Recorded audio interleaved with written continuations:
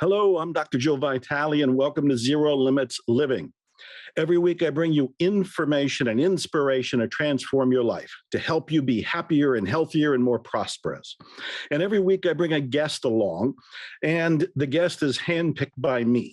Now, this week, my heart almost stopped because we have a living legend. We have a young man who's come out of nowhere and has been helping tens of thousands, probably hundreds of thousands, possibly millions of people make money and more money online. They're profiting from their passion. He's helped so many people, including me, that it is staggering. Now, before I actually bring him on, let me tell you, he's written 3 books. All are masterpieces. Masterpieces. Expert Secrets is one of the ones that he came out with, Expert Secrets. He didn't stop there with this wonderful tome. He wrote .com Secrets. We got that there. And he wrote Traffic Secrets. And I swear, every one of them is a masterpiece. These are beautifully written. They're practical. They're inspiring. They're full of stories. They have secrets. They have techniques. They have practical things that you can take to the bank right now. So let me tell you who we have here. I got to put my glasses on to read the back of one of the books. Russell Brunson started his first online company while he was wrestling in college. Within a year of graduation, he had sold over $1 million of his own products and services from his basement. Over the past 15 years, he has built a following of over 1 million entrepreneurs, sold hundreds of thousands of copies of his books, popularized the concept of sales funnels, and co-founded the software company ClickFunnels, which has helped tens of thousands of entrepreneurs quickly get their message out to the marketplace. He lives in Idaho with his family. You can visit him online at russellbrunson.com. Who's my guest? Russell Brunson. Russell. How's it going? So happy to be here. All right. How are you doing? Look at a big smile. Are you always smiling? Every time I see you, I see videos of you. I see photos of you. You're just exuberant. Are you Somebody happy? told me I have a very animated face. Like, you look like a cartoon. I'm like, oh, I don't know if that's good or bad, but it's a good thing. It's a good thing. I understand that you spent a little time with Dan Kennedy, one of my heroes, one of my peers, somebody who deeply influenced me. And you said you spent a day with him the other day. Yeah, I don't know if you knew this. We actually, last year I purchased his company. So I've had a chance to work really close with him. And then on Monday of this week, I flew out and did my first consult day in his basement. And it was so cool. So are you guys working on a secret project? Always working on a couple secret projects. But yes, we're actually co-authoring a book together, which wow, for me, the coolest thing in the world. Wow. And congratulations. That's huge. Thank you. I'm excited for that.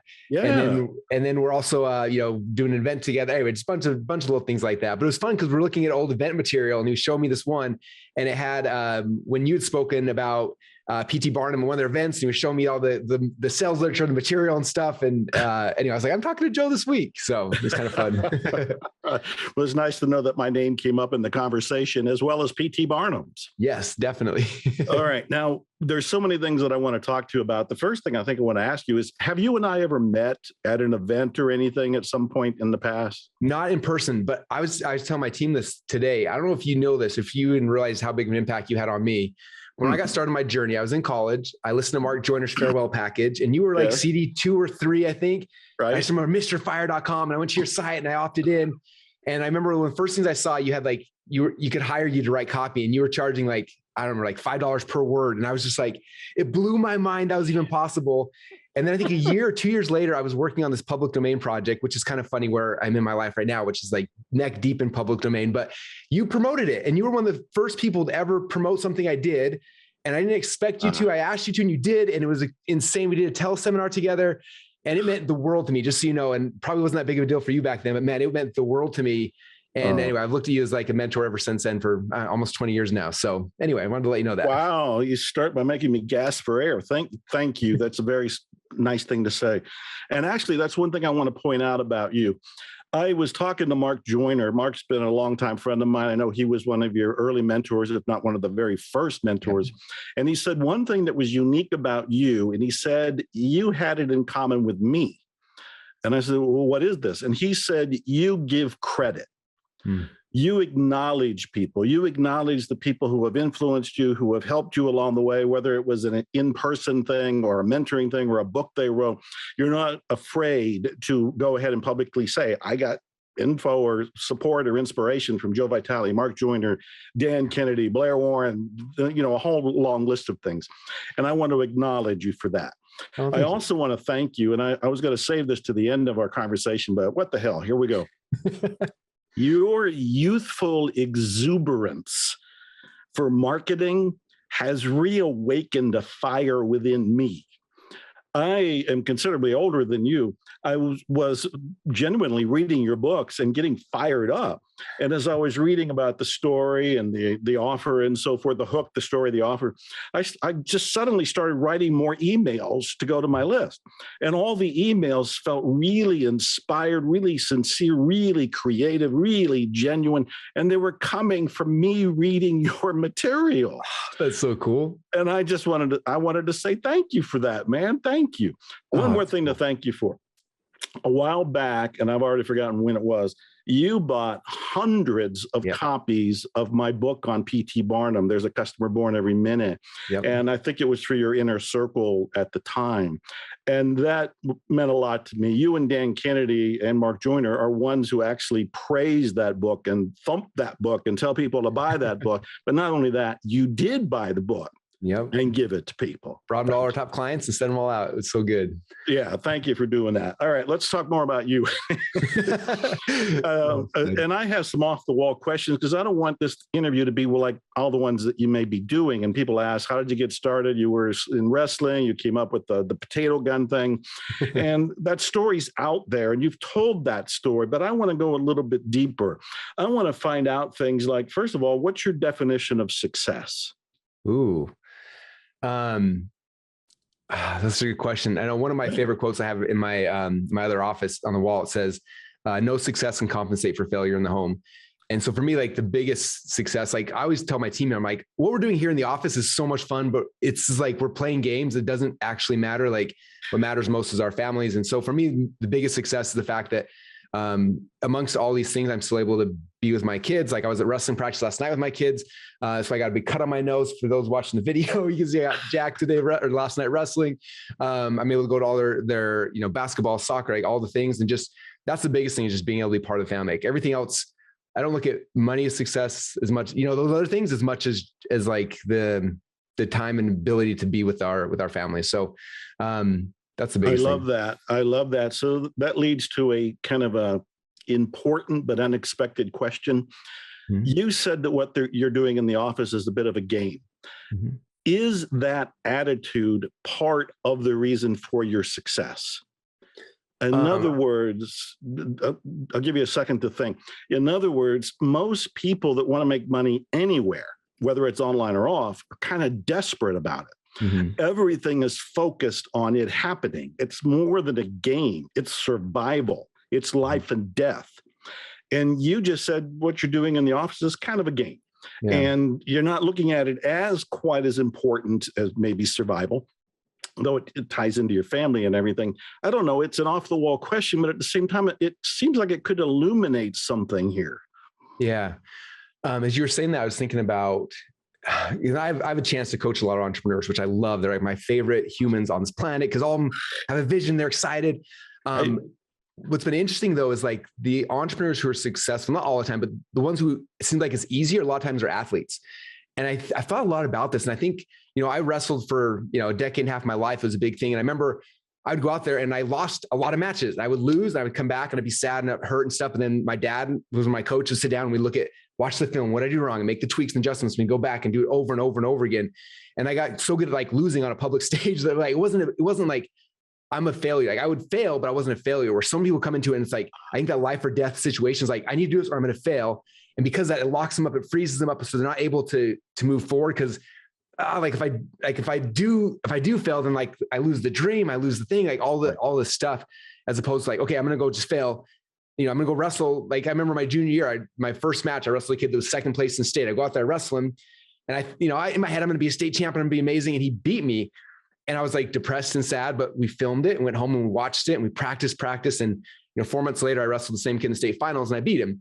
And I think it's the same thing in business, like where some people are so scared to put anything out, where I put it out there real quick. And then I'm actually waiting for it to fail so I can say, okay, what are the tweaks? Okay, we can change this, and that becomes part of the game.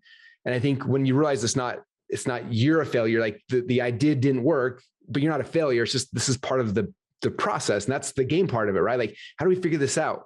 And I think when we can get that in people's minds, it takes so much of the pressure and the stress off of like, this has to be perfect, because it never is. And so then they freeze up and they're just too scared to jump. Cause like, what if the parachute doesn't open? Right. Yeah. I think that's a big part of it. This is beautiful. This is beautiful. I love the separation there where you're talking about what you're trying may not have worked, but it is not a reflection on you personally. Yeah. Some people think personal. It's like, oh, this is like, yeah, you didn't win the match, but that doesn't mean that you're a loser. You didn't win that particular match.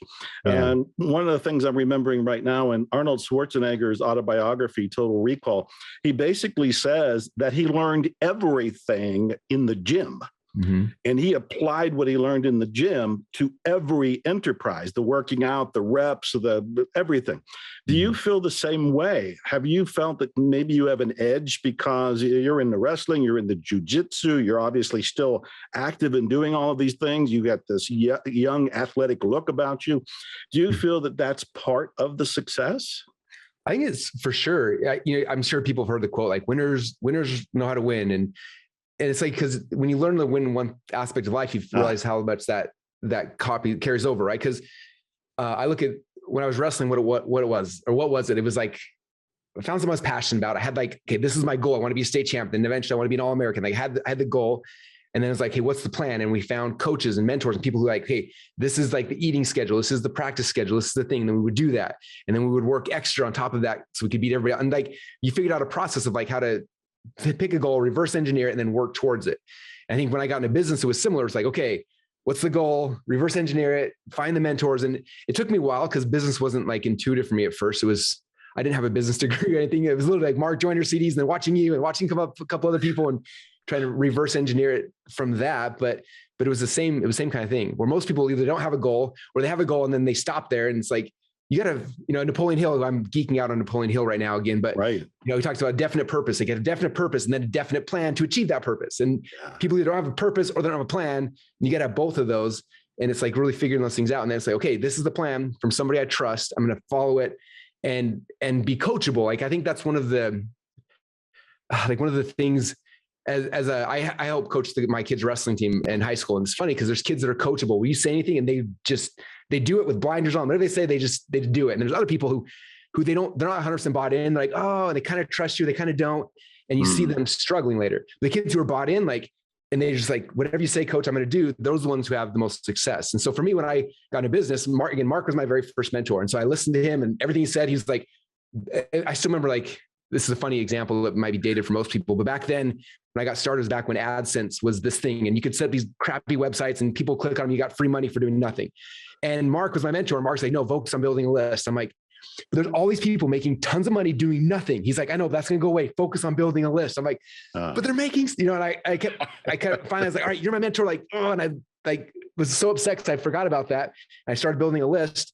And now 18 years later, I've been focusing on that same thing he told me. 18 years later, building lists. Our list is like 6 or 7 million people big now, and it's built a huge empire. And AdSense is dead. It's been dead for a decade and a half. Like, if I would have gone off the shiny object, but instead I put blinders on, I bought all into what my mentor told me, and then it pays over time. And so this is beautiful. This is beautiful, Russell. Now, one thing I want to point out is a lot of people look at you and they just think you've been a success since day one. You tried something, you came up with the ClickFunnels and blah, blah, blah. Everything was just domino effect. Man, you won the lottery of life, so to speak. And they do the same thing with me. They'll look and go, he's had it made. It was easy. There was no bumps. But with just a little bit of research, I found out that you almost could file for bankruptcy twice. Mm-hmm. There was a fire of some sort. And I don't know if this was your home or what. I'm going to invite you to elaborate here. And at one point, you let a whole lot of your employees go because something wasn't working. And ClickFunnels did not connect. You tried, I think, 4 different times. Mm-hmm. Can you talk a little bit about the setbacks? Yeah. It's funny because no one ever, you see the highlight reel, but it's not the rest of it. In fact, at one of our recent big event we just called Funnel Hacking Live, I went through and I wanted to show people, like, because they're all, some people are waiting. I'm waiting for my ClickFunnels to come about. I'm like, if you're waiting, you're never going to be worthy of it. I was like, I wasn't worthy when I got started. And I showed them, I said, these are the funnels that I created and launched before ClickFunnels. And there was like 127 funnels that weren't just an idea, but like we designed it, wrote the copy, created a product, launched it, and then another one and another one. And some had success, some didn't. But it was like by doing that process is what made me worthy. So eventually when this idea came, I was like, oh, I have the skill set and the capacity to be able to do this thing. And I always tell people, like, just start, like, momentum is the biggest key. Like, just start doing things, right? I mean, you've written, how many books have you written now? It's like, it's over 80, but other people are counting. I'm too busy writing books to count my books. I mean, but I'm sure your first one was like a huge smash success, and your second, and maybe, like, we put work out there in the universe, and sometimes it's big, sometimes it's not. Sometimes things we're most proud of don't ever, like, the market doesn't care, but other things we're like, oh, who knew that the market would care about that? But they did. And so you double down on those things. And it's those kind of things. And like you said, twice, as I was going through this journey, like, we had funnels, we'd do 3, 4, or 5 funnels in a row that didn't work. And then it was like, we're out of money. And it's like, literally, like, at the bankruptcy office trying to figure out the paperwork while we're trying to launch a funnel to, like, not do it. And finally, like, one of them hits enough that we can pay payroll. Like, okay, bankruptcy lawyer, I'll call you next week. Got enough money for payroll. Wow. Let's keep going. And that happened more than once. One time, the one you talked about, it wasn't a physical fire, but we did have to fire, probably 70 or 80 people in a night because it got so bad. And I was trying to support it up with everything I could. And finally it was just like, we can't do this anymore. Oh, that had to be hard. It was horrible. Yeah. It's also interesting though, because like, looking back in your life, you see things like, it was the most important thing that happened in my journey though. We were on a path going this direction that looked like success and all these things were happening. And then this thing happened that reset everything. And we had to go from 100 and something employees down to like 15, and then down to 10, and then to like 3 or 4 that were left over as we're trying to figure this thing out. But it got at the point where we're so like, we were just like, there's nothing left. And it was like, we didn't have a huge overhead anymore. All these things went away. And also we had this chance to be creative once again. And then in that windows where I found my business partner, Todd, and what they did for ClickFunnels and everything. And we never would have found that if we would have kept going on this trajectory. And instead, because everything crashed and burnt to the ground, also we got this gift, and we were prepared for it. And we were in a spot where we could actually, do something with it. And so, yeah, it's interesting, but yeah, there's definitely not overnight success. Even like since ClickFunnels been live, we're, I think, 8 years live. And it's been, even those 8 years have been like big, like, successes and like, like everything's crashing and burning and back up. And, we have this point, we have like 400 some odd employees now. And it's just like, it's just, it's chaos all the time. It's chaos all the time. Well, you're smiling anyway, so you must enjoy it on some level here. You enjoy the rush. Yeah. But let's go back to this. So you did the Napoleon Hill thing, and you found the seeds of opportunity within the catastrophe that was going on there. And so we can look at it from this point and look back and go, okay, it was turned into something positive. But what I want to know is, how did you get through that dark night? How did you get through that moment of leaving those people or letting those people go, and the uncertainty and almost filing bankruptcy? You're filling out the frickin' forms, for God's sake. Mm. What were you telling yourself? What were you believing? What did you do? Because there's people suffering right now. They're in COVID, they're in a pandemic, there's a war in the Ukraine. There's a lot of people that are in the predicament, not exactly the same, but they're in the unknown. They're in the stress. They're in the, what do we do now? How did you handle that? Yeah. So I'd say there's probably 2 things that have been the core for me. The first one, I don't know the reference, I think it's a scriptural reference, but it's like they dreamed dreams, and they saw visions. Like there's something that I saw, right?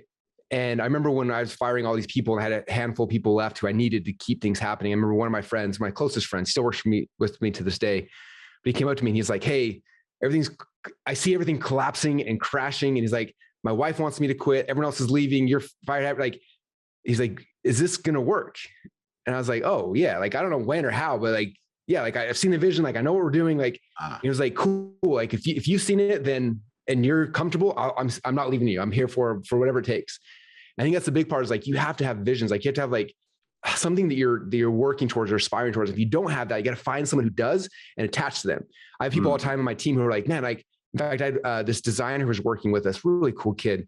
And he came out he doesn't live here in Boise. He works remote, but he comes out every, year or so, and we work together. And last time he was out here after he got done, I was taking the airport, and he said, "Hey, just so you know," he's like, "my mission in life is to help you fulfill your mission in life."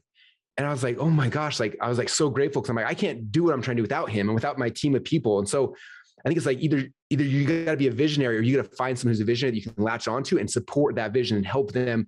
And that's the first step of the process. Because as crazy as things get, if you don't have that, if that gets fuzzy or disappears, then it gets really easy to get depressed.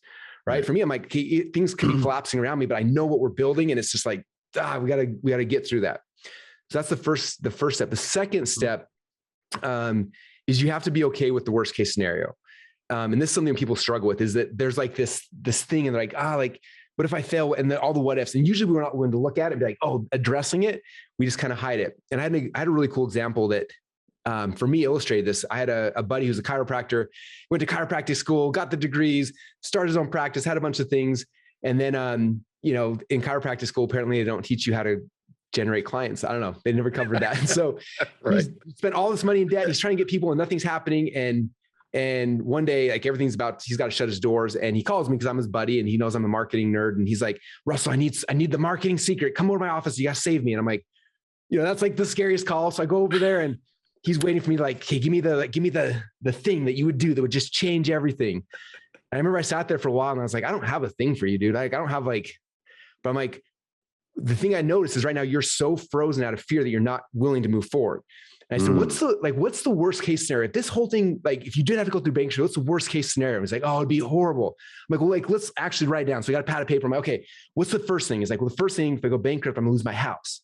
I'm like, "Okay, what else?" And he's like, "Well, if I lose my house, we're going to find somewhere else to live. My in-laws are going to think less of me." And he started going thing after thing after thing. So we just wrote down the entire list. And I said, "Okay, now let's look at that and address it. Like, worst case scenario, you lose your house. Who cares? Your house is not that nice. Like, you lose your house, it'll be fine." Like, and it got to the point where he's like, "Okay, like worst case, that's fine." I'm like, "Hey, worst case scenario, your in-laws don't like you." I'm like, "Most in-laws don't like their son-in-laws. Like, that's okay. Like, you'll get over that. Like, it's going to be fine." Right. And went item by item till finally at the end, he's like, "If that happened, like, I actually be okay with that." I'm like, "Cool. Now you can go risk and try things." Yeah. And as soon as he was okay with the best case scenario, he went out there and started doing things. And sure enough, he hustled business, and now he's got a huge thriving practice, but it was becoming okay with that. I think that's the biggest thing for us, is that we got to have the vision, but then we got to be okay with failure. And that's actually brilliant. I love the way you just described that. So on the vision part though, how does somebody find their vision? How did you find your vision? That's a good question. It's interesting because I don't know, I don't know how to reverse engineer that very well, because for me, it's always been there. And a lot of people, my wife, it was one is that my wife's always like, "I don't know my vision. I don't know my dreams. She's like, I don't know what that thing is." You said your vision has always been there. So were you born with a vision? Did you get one at 5 years old, 15 years old, 20 years old? When did you feel that you had a vision? I think it's when I started. So the first thing in my life I got excited about was wrestling. And it was like when I started wrestling, I remember I went to 3 or 4 practices, and I was like, "That's okay." And then I remember my dad took me to the state tournament that was happening that year. And I was in 8th grade at the time. So it was anyway. And there were 2 kids from my high school who actually were in the state finals. I mean, I watched these 2 kids who I knew, who I'd seen in the wrestling, win the state title and get their hands raised. I remember seeing that. And I was like, whatever that is, I want that. That looks like the thing. And that became my vision for the next 15 years of my life that drove everything. Is I wanted that experience. I wanted to be able, like, I'd seen it and I wanted to make it happen. I think for me with the business stuff, it was similar. I was doing what most people do. You go online, Google how to make money, and you're doing things. And excuse me, I think it was really like, sorry about that. I think it was really the first thing I really invested in online was Mark's farewell package. Yeah. And I think I saw what he had done, and I was like, "Oh, that was really cool." And then I started listening to people. I listened to your story. I listened to other people's stories, and I started following them and looking at what you were doing, what other people were doing. And I just saw that, and I was like, "Oh my gosh, like this is the coolest thing in the world. Like, look what these people are doing for a living. Like, I want to do that." And I just saw that, and I was like, I want to be part of that. And I don't think I knew what the end vision was at the time, other than at that point, I was just like, I saw what all of you guys were doing. And I wanted, I want to do that. It's like, I saw people get their hand raised. I saw you writing ebooks and people buying them and then giving testimonials. I'm like, this is the coolest thing in the world. Like, I want to be part of that. So I started there. Yeah. And then, And it's interesting, like anyone who's had success in business has probably felt this. Initially you do it and you're thinking that the vision is like, I'm going to make a bunch of money and I'll have whatever. And then you get the money and there's this really weird feeling that happens that almost everyone I've talked to is like, that was really unfulfilling. And you're in this weird spot for a moment where you're just like, that I did all that for this and you don't understand it. And then the most amazing thing will happen if you do your business right, is that somebody that bought your product, your service will have an experience with it and then come back to you and just be like, this is like, because of what you did, because of the work you put in, this thing changed my life in this way. And you feel that and you're like, oh, that's the thing I wanted. And then for me, my vision changed. Like, I want more of those. How do I get more of those? How do I get more of those? And then it was like, okay, I have to be able to explain this stuff better so I can get more success stories. I have to tell stories better so I can get more people. I can persuade more people. We need to create software to make this process easier for people. And it's just, that becomes the question is, how do I simplify this so that I can get more people having success? And that became the vision for the next, who knows, decade of my life. I love it though. I love it because what I want people that are watching to gather is that what you're saying is you were looking around and you saw something that was happening and you basically just said, I want that. You saw and you imagined, then in some way you felt what you think it would feel like to actually have that and said, I want that. So I'm inviting people watching to go and play with that game, to consider what they're looking at or wherever they've said that in their life, because that could be the direction that they can go in. Now, my God, I have so many questions for you. You say in all of your books that you're an introvert. Do you feel that you're still an introvert? Yeah, I struggle. I love being on stage for a whole bunch of people, and then I go off stage and then someone come and approach me and I'm like, I really struggle like that. And but so, I definitely. Well, I consider myself an introvert. Nobody ever believes me when I tell them that, because they see me on stage, they see the videos, they see the secret, blah, blah, blah. And it's like, no, I'd rather be alone or with my books or with one or two other people, not with the masses. But my point is, so you say that you're an introvert, but Grant Cardone, I think, was the person who called you up and said, I'd like you to speak. And you said, yeah, I'll speak for you, but I want $1 million. And he doesn't respond for a little bit until he laughs. And then you say, okay, I want the right to sell from the stage, and you split it. And I think you sold $3.2 something million. Yep. Russell, how do you go from being an introvert to boldly telling the man, I want $1 million to speak, to saying, okay, I'll waive my fee, but I want 50% of whatever I sell. And then you sell $3 something million. It's mind blowing on many levels. There's something that's going on in your brain chemistry that Napoleon Hill would want to study if he were still alive here. What gave you the courage, the audacity? Where did that come from that you can ask for that and deliver? Yeah. So part of it is just like, I've become obsessed with psychology. In fact, one of the first courses I went through was your hypnotic writing course way back in the day with the early things on it. But I've been obsessed with like persuasion, stuff like that. So like, for example, with Grant Cardone, like, Grant and you watch him, he's like the extreme alpha male. And if you approach another alpha where like the way when like you have to out alpha them, or if you go underneath it, then it's like they just take it out. And so I was like, it's a guerrilla war. Okay. And so in wrestling, I'm the same way. Okay, this is a thing. And so I know I'm negotiating with Grant. Like if I come in and like, hey, will you give me, whatever, he's just going to plow through me. So I'm like, okay, I come out like an athlete and come in and attack it that way, And it's interesting. Like if you look at any situation, it's very similar. Like for example, if you see me, with my team, I'm more playful, and it's like we're a team and stuff like that. When I'm at Funnel Hacking Live and I've got, 7,000 entrepreneurs in the room, if I come off like that, I have to come off at a different level. So I know like when I'm in front of this audience, I have to be a leader. I have to be thinking, because I have to persuade and move thousands of people at a time. And then other times it's like, for example, when I bought Dan Kennedy's company, when I address his audience, I am not coming in as the alpha, because in that audience and that people, like Dan is the alpha in this situation. And I'm coming in as like the reporter. And I'm interviewing Dan. I'm bringing things, and like, I'm trying to be the person that's bringing things from him, but he's the person in that situation. So I'm just me understanding, like in every situation, like what's my role, what's other people's role, and what I need to have to be able to persuade someone in the way that's going to help them. Because if I came into Dan Kennedy world to that audience, I came in as the alpha, like, no, they're going to crush me. Cause like, no, Dan's their guru. Right. He's the person. Like, I don't want to mess that up. And so it's just like understanding those pieces. what books or book has influenced you in studying psychology? Because you really are analyzing what's going on with people, whether it's the crowd or the individual. What influenced you there?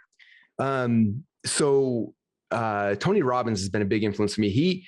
His Date with Destiny event, he does, it's like a 5-day event. And one of the days he does this whole thing on spiral dynamics, which is a book called Spiral Dynamics that goes deeper into that. So Tony does a whole like 2 or 3 hour presentation, like showing the process and how that works.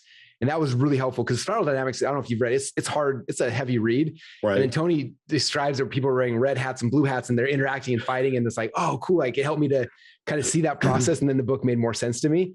That one's been a big one. I'm trying to think other ones that are some of my favorites. Napoleon Hill again. I think I told you a little bit, but I've been buying all his first editions, everything I can find. And I didn't know if I can ask you about that or not, but since you brought it up, I'm going to ask, are you creating a resource center or museum or library or something for Napoleon Hill's writings? So not only his, but that whole era. So actually, if you look out this window right here, there's 3 lots and we're building a 20,000 square foot, half's the library, half's an event center. And I've been buying first edition books of all of the things I'm passionate about. So there'll be a section of like personal development. And so I have all of Napoleon Hill's first editions, Charles Hannell, Samuel Smiles, like all the original, makes from 1850, like 1950, like that era, like, I'm obsessed with like the thoughts of the people that time. And so all those things there. And then there's like a business section, there's religion section. So all the things that I'm really passionate about, I'm trying to find as many old relics of those that'll all be here. And then hopefully someday I'll have you and other people come and see it all. And that'll be like the hook to get the most amazing people in the world to come to Boise. And then we'll have an event center. Well, then I can like do events and film you talking about your psychologies and all the stuff that you're passionate about. So that's kind of the passion project for me. Like I love collecting the old stuff and studying and reading. And then also I want to use it as a hook to bring the most amazing people in the world here so I can show it to them as a gift and then let them present on our stage and film it and create content and a bunch of cool things. That whole era, Samuel Smiles, and especially the roaring 20s, the 1920s, when it seemed like life was just going to be a party forever, there was a whole lot of self-help material that came out there. It was called boosterism.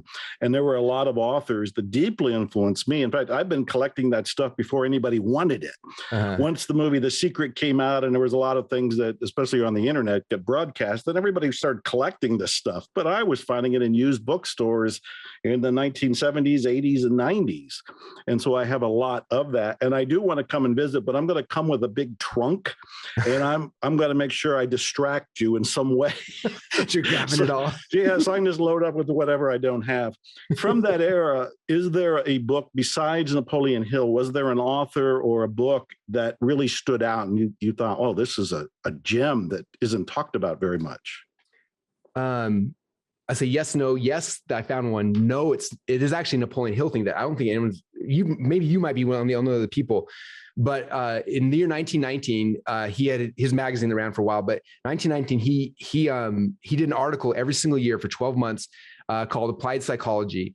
And he did it for 12 months. And then when it was done, he combined them all into a book that he sold for $50 back in 1920, which is the equivalent of like $3,200 today. And the book is called It Will Place You Where You Want to Be Among Men. And I've only seen one copy. I've never seen the Napoleon Hill Foundation. I've seen it online. You can't search for it. And I have a copy of it in my office. And so have you heard of it? Have you seen it? I have not heard of that book, and I'm a Napoleon Hill freak. I've got a lot of signed material by him, a lot of stuff on the shelves, early magazines, but I don't know that one. It's amazing. I'll photocopy a copy and send you because it is, it's cool because if you follow Napoleon Hill, like he has the 17 laws of success. And then every book kind of is laid upon that framework. So you see similar things over and over and over again. This is the only one where I don't know if he taught it differently, but it's not based on the same principles that almost everything else that he's written is based on. It's different. Like he starts with the 5 senses and how that happens. And then what happens from the end. Really? Like, anyway, it's my favorite thing of his that no one's ever heard of that as I'm reading, I'm like, this is insane that. Well, there's a lot of things we can do with that. As an entrepreneur, my bells and whistles and firecrackers are going off right now. So we'll talk about that separately afterwards. But that's very exciting, and I'm glad that you're doing it to keep that whole spirit alive. Another question I wanted to ask you is, I discovered somewhere along the way that you can have success easier and faster if there's somebody who believes in you in the beginning, almost more than you believe in yourself. I have found that when somebody encourages you, somebody says you can do it, and you're still in the self-doubt. I mean, I was homeless, I was in poverty. In those periods, I don't have too much self-esteem. I don't have too much belief, but there is a bit of a vision there, and I am going for it. Who believed in you before you might have believed in yourself? Yeah. I would say the early part of my life was definitely my dad. Yeah. He was one, he was a wrestler and everything like that. And I first going to wrestling practice, and I still like, I'm not a great athlete. I became a great technician because I was really good at learning, but I wasn't physically like a great athlete. So I got beat up a lot at first. And my dad was one who was just like, no, like you can do this. Like we can figure it out. Like Yeah. it's just technique. And so we got really good. And that was the biggest thing. I think a big part of my wrestling career was like I wanted to make my dad proud. Like when he would come and smile, or I see him at a match and I'd win, and seeing him jumping around, like that was for me by far the best. I feel that. Yeah. I think, and you've mentioned your father in this conversation and in your books, so I can see what that would have been a big influence on you. Were you? Well, I guess what I want to hear here, because I want to hold you to myself, and I keep forgetting there's people watching that want to learn something here besides what I want to learn. Do you have a favorite story of somebody applying ClickFunnels? Somebody that, maybe was a single mom or two kids at home, or they're divorced, or they're struggling, or they don't even believe it might work, but they invest, they go through your books, they go through the material. Do you have a favorite success story? Yeah, we have so many, I bet. So many cool ones. I think which one would be the best to share. One of my favorites, and probably because just the size of the business now from where it started is big. There's a lot of other ones of different sizes, but there's a couple, Brandon and Kaylin Poland, and they were in network marketing. They just gotten married. They're really young, and the company they were in had kind of collapsed, and so their income disappeared overnight. And it was like a fitness network marketing thing. So they were going, door to door, selling shakes, doing parties and all that kind of stuff. So that was like their background. All of a sudden they're like, and somehow they saw one of our webinars, got online, and they decided to sign up for ClickFunnels.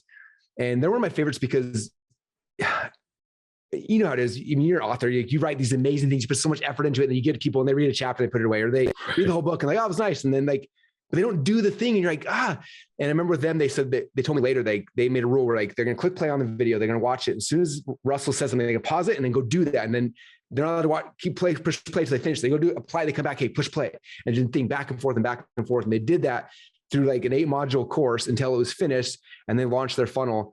And they were cool because they were like the best students. Like they would do something that had some success, and they would reinvest in like the learning. They'd come to an event, they do something, they take the pieces, and they kept doing it.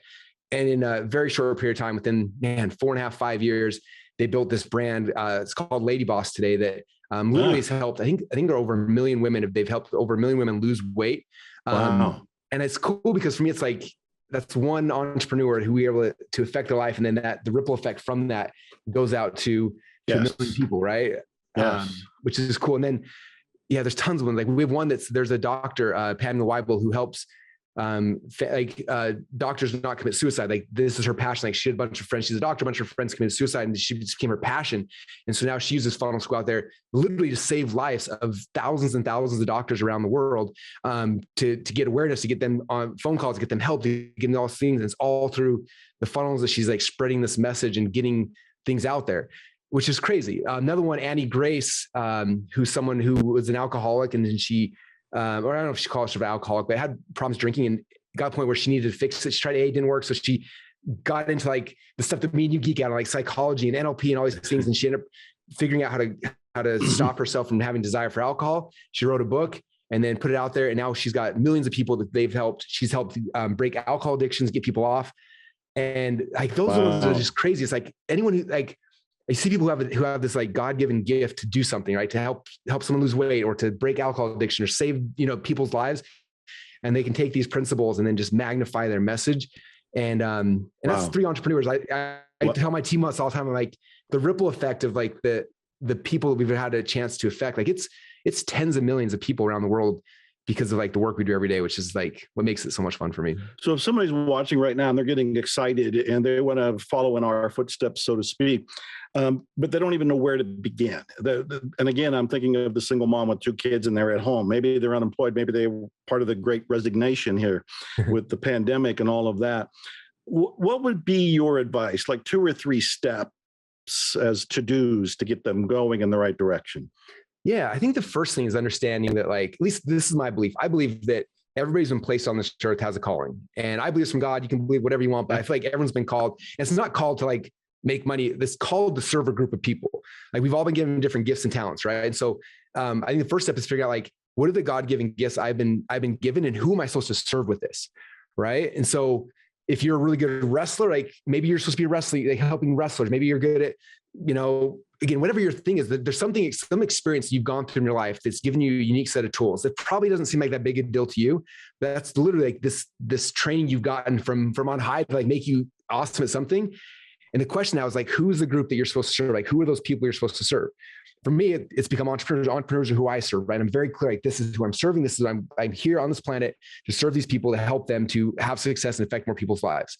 For Pamela Weibel, it's doctors who are thinking about committing suicide. For Annie Grace, it's people who have problems with alcohol and they want to stop that, right? Everyone's got a group of people, but it's really identifying that. Okay, which is backwards for most people. Like, I need to create a product. I need to go make money. I got to figure things out. And when you start running down that path, it gets really, really hard because you're in your head and you're worried about like yourself and your ego and your money. As soon as you shift and you're like, this is the group of people I've been called to serve, then it starts coming like, well, how do I serve them? And when you start asking that question, that's when the ideas start coming. It's like, okay, how can I serve them? Oh, well, they need to do this. They need to do this. And then you can start, a million things. You could write a book, you could run a challenge, you could do a course, you could do like the ideas will start coming when you're crystal clear and like, this is who I've been called to serve. Let me interrupt right there.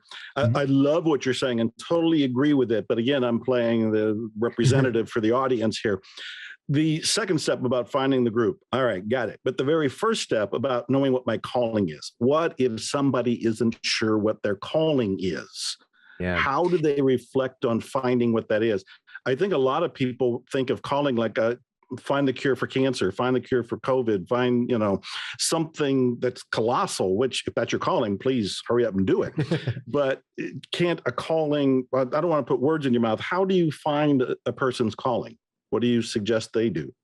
I think it's usually one of two things. Number one, it's like you've been put in a life situation and you had to figure something out. And the hard thing about this is that typically you're not going to look at this as something that big of a deal, right? Yeah. Like, your superpower never seems like a superpower to you.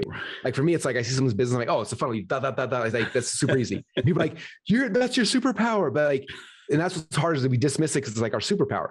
We had a guy in our group who he lost his job, lost everything, and like we down to like nothing left. So like, I'm going to start a hot dog cart. So we put together a hot dog cart, started selling hot dogs, had made some money, made a second hot dog cart, made a third, and he had 3 hot dog carts. And he was making pretty good money. Right. And then we're like, hey, you should teach other people how to make hot dog carts. He's like, it's just, you just go and buy a cart and get some hot dogs. And like, no, but like, that is a superpower. And he went and turned that into his business now, where he's helped like 10,000 people start hot dog carts who had lost a job. Like that experience, life experience was the thing. Right. So like, what's something you've gone through? If you had cancer, you struggle with this. Have you lost a job? Have you like what's something that like a trial or a problem that you went through that you solved?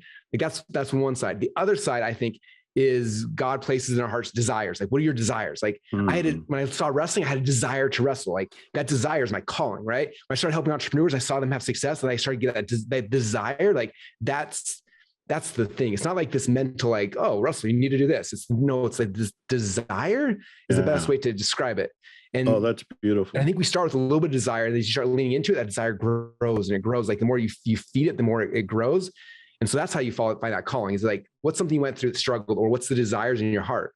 Like, if you're obsessed with reading books about this, like, you have desire there. Like, there's probably something there that you need to go and do. Oh, this is so good, Russell. And I love that you said this and almost ran from it right after you said it. And it was about this had nothing to do with money. At least not at first. What you had said was, we're looking at what is your superpower and who is the group that you serve, and then you can figure out ways to serve them. And ClickFunnels can be one of them. But money wasn't the focus. Yeah. And I think that's beautiful. And it leads to a question that I've been waiting to ask you, because we're on the same page. I wrote a book called Karmic Marketing. And karmic marketing is really one of the secrets to my own success. I've been practicing it for decades, but I never really talked about it. I finally came out with a book on it. And it's really the topic of giving, or in Christian terms, the topic of tithing. And in one of your books, wrote it down, Expert Secrets, you have the line, we became successful because we gave. We became successful because we gave. And I know that you have a lot of things going on that you're helping with different causes.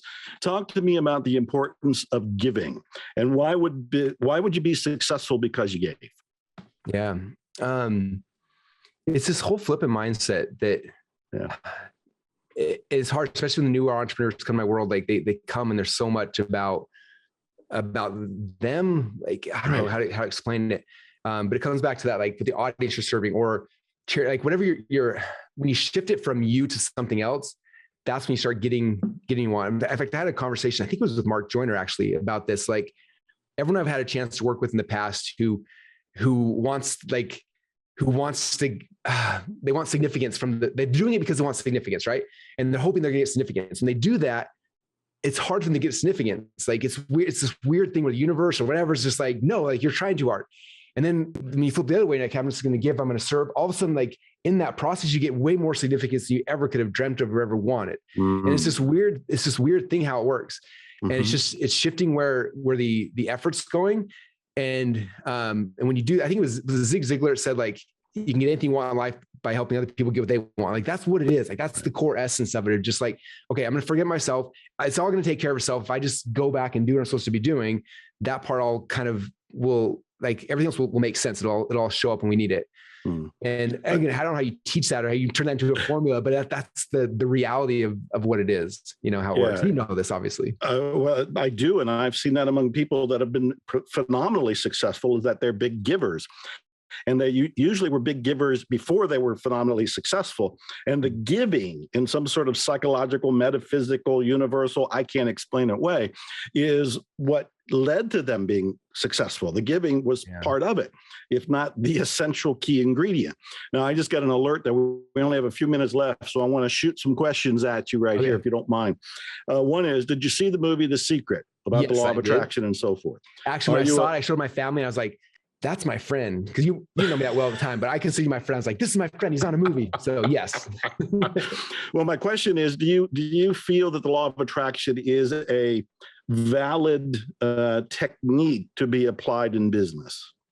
Yeah, I'd say it's, there's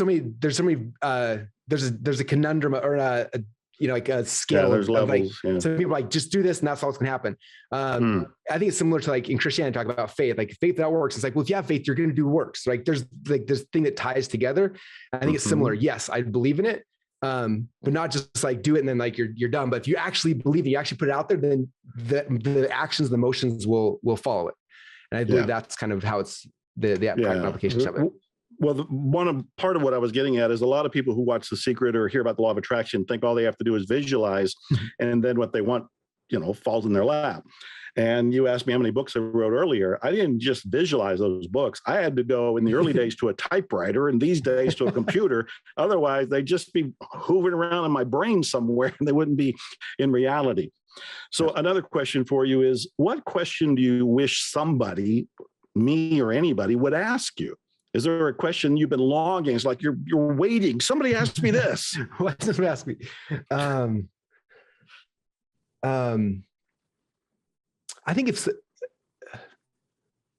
I think no one's ever asked, like, what I'm really doing. Yeah. Like, there's people see the outside, but, like, I don't think people understand, like, what the game I'm actually trying to play. What is the game you're actually trying to play? What's going on the inside, Russell? Yeah. So so one hard thing is people ask, like, what do you do for a living? And I'm like, well, I write books and I do software. Like all these things, but like, I actually don't consider myself an author. I wish I did, because like I respect people who are authors, but I consider myself a curator. Like that's what I feel like my role is in this world. And so I look at the last decade of my life, and it was curating marketing. Like you've got 3 books there: .com seekers, extra seekers, traffic seekers. Most of those ideas are not my own, which is why I love giving credit when credit's due, because these aren't my ideas. Some of them are, but for the most part, it's like I learned from all these amazing people, and like I got pieces like from all these different people, and I curated them together. And it's like, okay, this is my understanding of it in the order it needs to be for it to work in my mind. And that's what the .com seekers book was, and the expert seekers and traffic seekers was my curation of business. And now I'm going into like all this Napoleon Hill stuff. Like the real reason why I'm buying all these books and things like that is I feel this calling of like, my job is to take this stuff that's disappeared, that's off the planet, and to curate it in a spot in a way that that people nowadays can actually benefit from it. And I feel like that's more what I'm trying to do. And no one really understands that. It's interesting. You'll enjoy this. So, I bought this guy, this guy I met, he'd been collecting Napoleon Hill stuff for 20 years. And he had this huge estate of all this stuff. And I bought the entire thing from him. And in the collection I bought, there was 250 pages of hand typed things from Napoleon Hill that were hand typed. It literally has his handwriting. He like cut and paste things to like edit stuff, and it's never been published. Wow. And I'm going through and just reading these things. And there was this one set of manuscripts that was part of it found its way in a book eventually. I think the guy I bought it from had loaned it to the Napoleon Hill Foundation, so you can find it. But it was called the Strange Interview I Had with Thomas Edison After He Died. And Napoleon, he says like the way he did is I sat down and I typed a question. I would type the answer as quick as I could, and I typed the question and I would listen for the answer. And one of the first questions that he asked Thomas Edison is like, "Are you dead?" And Edison's like, "Well, I'm not alive anymore, but I'm here." And he's like, "Well, what are you doing up there? Like, what are you doing here?" And he said, "I'm not in my physical body anymore, but I'm trying to find someone who does have a physical body that I can inspire so I can continue my work." And when I read that, like I got the chills. I was like, "Oh my gosh!" Like, first off, it got me excited. Like someday when I'm dead, like if this is true, and I don't know if it is, but if it's true, it's like I don't know. I feel like I'm in a race trying to get all this stuff done before I die someday. So it's like, that's true. Cool. It means I can go and I can hopefully inspire people to like continue on the mission I have. But number two, it's like, there's all these people who have passed on, and I've had this insatiable desire to buy all these old books, all these old things for some reason. I feel like it's these authors, like there's stuff that we need nowadays. I got to find it and dig through and curate it and be like, okay, here's the thing. And so I think that's the interesting thing. I think a lot of people think you have to be an author, you have to be something. And it's like, no, like I'm a curator. Like that's what I'm actually doing. That's the game I'm playing, and then trying to like figure out ways to curate things, to simplify it so that people nowadays can use it and benefit from it. So anyway. Wow. You are so amazing. How many kids do you have? 5 kids. They're the coolest. Are they entrepreneurs? I think one of them will be, maybe 2. The other ones definitely aren't. So we have kind of a blend of a little bit of everything. As we end this, what is one takeaway that you want people to have?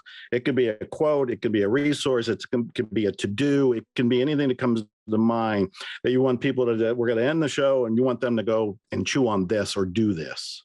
Yeah. If I could say one thing, I wish that everybody would understand, like for decades, I always thought there's like, what I was doing in the world didn't really matter in like the long-term grand scheme of things. And somewhere along the way, I had a coach who kind of showed like, hey, this mission you have in life is tied to the mission you have that God has for you. Like, this isn't just like, oh, I'm doing these things over here. Like, this is part of like what God wants me to do. Like, I'm helping people in a way that's awesome. I think that if more people understood like what you're doing, that it's coming from something bigger than just yourself.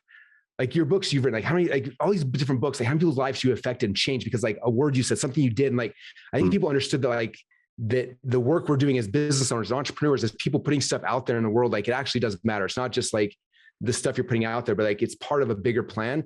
And every one of us have a different role in it. And you never know, like something you put out there, how it's going to affect someone's life. I mean, the fact that like you responded to my email 20 years ago when I was doing something and you were willing to jump on a teleseminar, like that was like, it wasn't that big a deal for you, but man, it shifted like the trajectory of my life. Like I was like, oh my gosh, this person who like I looked up to actually responded, was willing to do this thing for me. Like that gave me confidence. That gave me like, you know, all these things that they wouldn't have had. You never know what you're doing. I think that people understood that like there's purpose and meaning behind these things. And it just makes life and business and all these things you're doing so much more fun. It's not just to make some money, but it's like, man, I'm going to create something that's going to change someone's life. Like how cool is that? We can do that every single day. Like it's so much fun. You're going to make a difference. Russell, I cannot thank you enough. You are such a delight. You are a firecracker. You've got juice in you that has ignited me. And where do you want people to go? Do you want them to go to russellbrunson.com, or is there another site you want them to go to? Yeah, russellbrunson.com. Actually, probably better is marketingsecrets.com. If you go marketingsecrets.com. There are links to all my books and podcasts, and most of my stuff I publish all ends up there. So that's kind of the easiest place to find everything me related. So I wish I had more time with you, and I look forward to robbing you of your collection and your treasure that you're making. Thanks again, Russell. Thank you so much. Everybody, I'm Dr. Joe Vitale. You've been watching Zero Limits Living. Every week I bring you information and inspiration to help you lead a happy, healthy, prosperous life. You can watch this show on Lux TV app. Just download the Lux TV app on Roku, Apple TV, Amazon Fire. I put up a website, ZeroLimitsLivingTV.com. All the episodes are going there. ZeroLimitsLivingTV.com. I want to thank Candace Barr. Nick is running the engineering department today. Lux Media, and as I always like to say, expect miracles. Glutathione is a big word. It's the body's own master antioxidant. It's a scavenger for free radicals, bacteria, and viruses. There are no products in the market with the ingredient NASET. NASET increases the production of glutathione that's in our body already to strengthen and enhance our immune system, elevate sense of well-being, support muscle strength and endurance, cognitive function, and liver support. It helps with increased energy and blood sugar regulation. Get your bottle of GSH Plus from www.salvationnutra.com.